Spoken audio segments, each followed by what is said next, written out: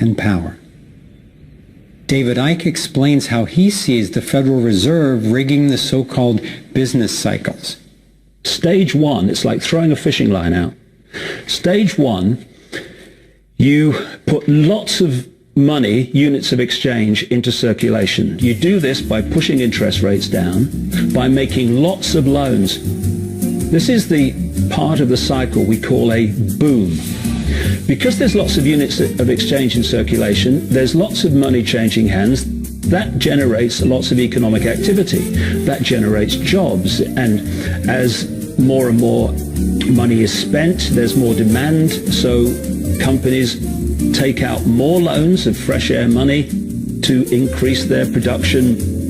People get confident in their everyday lives. Hey, you know, I work for this company. They've got lots of orders. It's really going great. My job's safe. I tell you what, we can have a bigger house. Then they start to change it.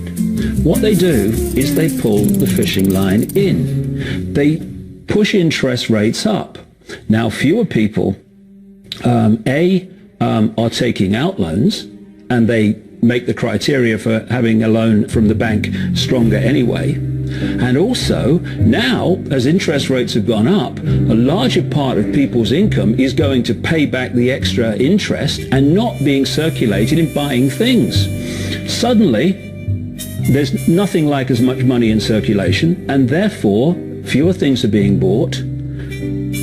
Companies start to go down in terms of their profits. They start to shed jobs, and they start to go out of business.